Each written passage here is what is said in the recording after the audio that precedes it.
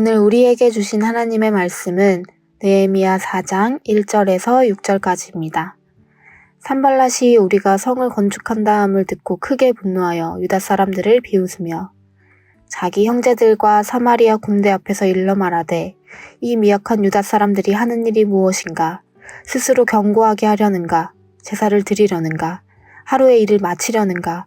불탄 돌을 흙 무더기에서 다시 일으키려는가 하고 암몬 사람 도비아는 곁에 있다가 이르되 그들이 건축하는 돌 성벽은 여우가 올라가도 곧 무너지리라 하더라. 우리 하나님이여 들으시옵소서. 우리가 업신여김을 당하나이다. 원하건대 그들이 욕하는 것을 자기들의 머리에 돌리사 노략거리가 되어 이방에 사로잡히게 하시고 주 앞에서 그들의 악을 덮어두지 마시며 그들의 죄를 도말하지 마옵소서. 그들이 건축하는 자 앞에서 주를 노하시게 하였음이니이다 하고 이에 우리가 성을 건축하여 전부가 연결되고 높이가 절반에 이르렀으니 이는 백성이 마음들여 일을 하였음이니라. 아멘.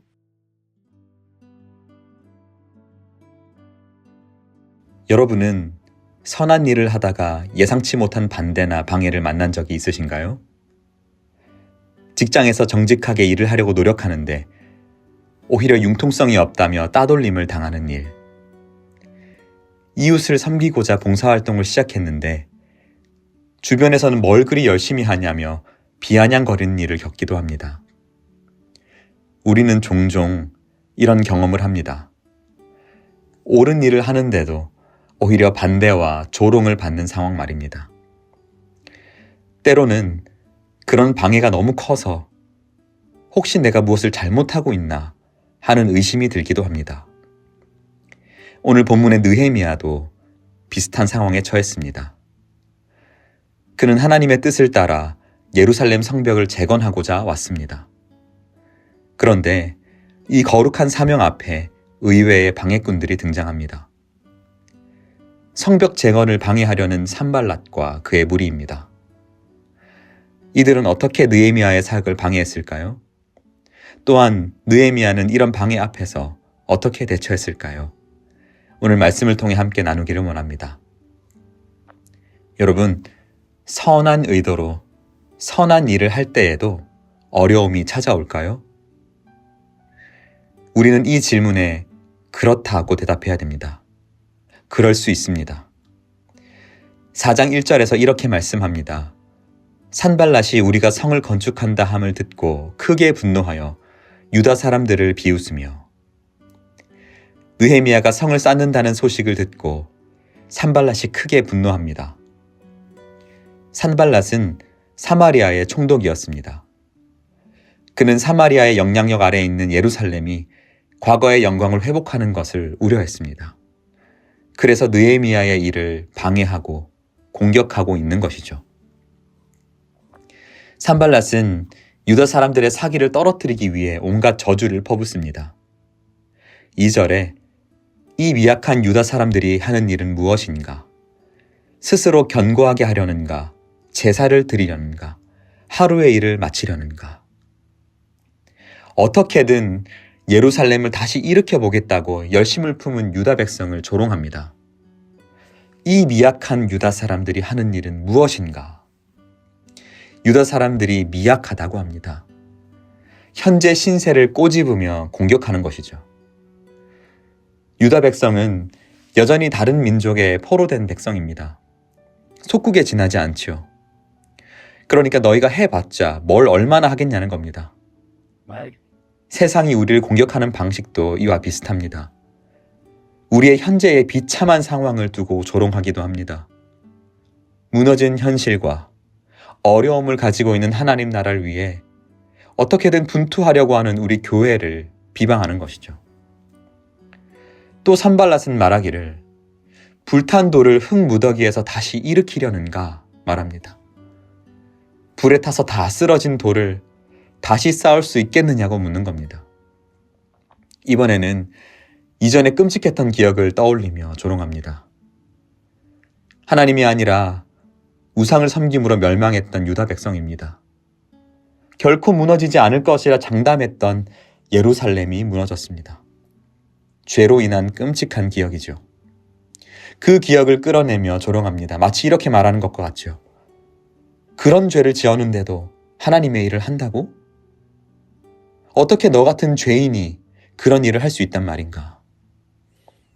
선한 일을 하고자 하는 우리의 마음을 꺾습니다. 이들의 의도는 다분히 뻔합니다. 유다 백성을 조롱하여 백성의 마음에 두려움을 심어주려는 겁니다. 세상은 선한 일에 힘쓰는 백성을 도저히 가만두지 않습니다. 근심과 걱정과 두려움을 주어야 직성이 풀립니다. 여러분, 느헤미야가 처한 상황을 보십시오. 느헤미야는 총독으로서 누릴 수 있는 온갖 것들을 버리고 예루살렘으로 돌아왔습니다. 자기를 위한 것도 아니고 하나님 나라를 위해서 왔습니다. 그런데 주변에서는 온갖 조롱을 퍼붓습니다. 이후에는 느헤미야를 반역죄로 넘기려고 권모술수를 꾸미기도 합니다. 선한 일에 힘을 쓰는데 누군가 이렇게 방해하면 힘이 빠집니다. 예상치 못한 고난에 당황할 수도 있지요. 억울해서 잠을 설치기도 합니다. 그런데 우리는 느헤미야보다, 아니 그 누구보다 더 심한 고난을 받은 분을 알고 있습니다. 바로 예수님입니다. 예수님께서 이 땅에 오심으로 하나님 나라가 왔습니다. 그분은 하나님 나라 복음을 전하시고 하나님 나라 권능을 행하십니다. 선한 일에 힘쓰신 것이죠. 그런데 아이러니하게도 예수님은 고난당하십니다. 선한 일을 해도 고난당할 수 있습니다. 예수님은 이 사실을 잘 아셨습니다. 그래서 그분을 따르는 사람들에게 말씀하십니다. 요한복음 15장 19절, 너희는 세상에 속한 자가 아니요 도리어 내가 너희를 세상에서 택하였기 때문에 세상이 너희를 미워하느니라. 선한 싸움을 싸우는 데 있어서 대적들의 방해는 이상히 여길 일이 아닙니다. 만일 그렇게 기대하고 있었다면 우리의 예상을 바꿔야 합니다. 무릇 경건하게 살려는 자는 박해를 받을 것입니다.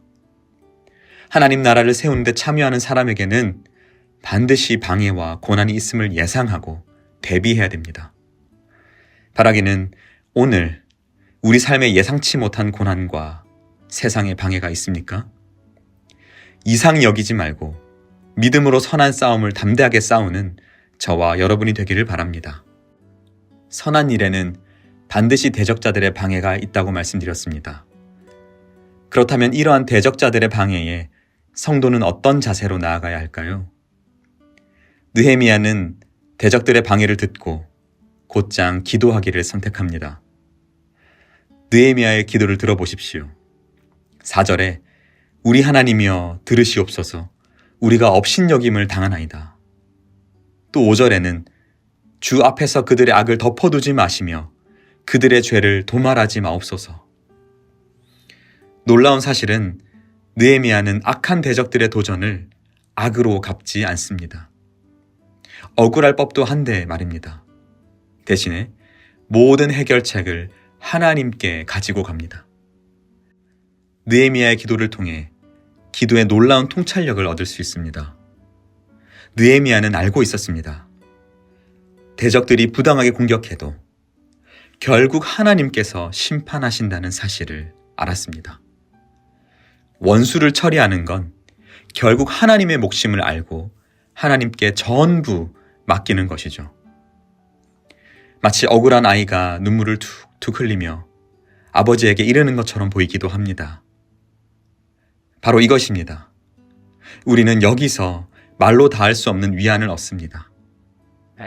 내가 어찌할 수 없는 그 일도 하나님께서 해결하실 수 있다는 믿음 말입니다.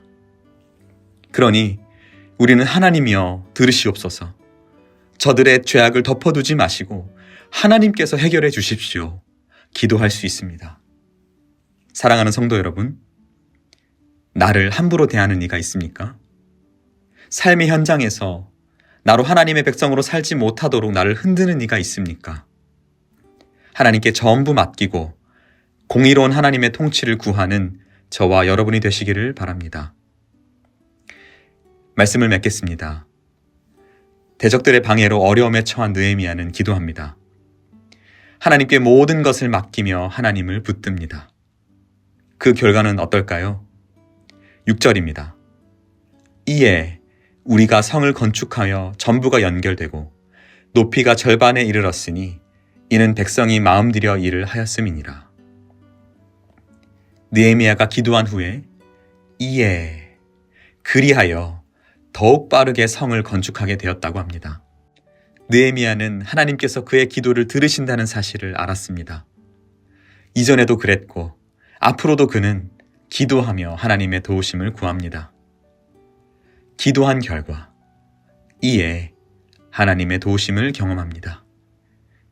2장 18절에서 느헤미야는 하나님의 선한 손이 나를 도우셨다 말씀합니다. 많은 종교개혁자들이 은혜의 방편에 말씀과 성례에 기도를 포함시키기도 합니다. 왜 그럴까요? 성도는 기도를 통해서 하나님의 선한 손길을 느낄 수 있기 때문입니다. 기도를 해야 하는 수만 가지 이유가 있습니다. 그 중에 단연 으뜸은 기도하면 하나님의 선한 손길을 느낄 수 있다는 것입니다.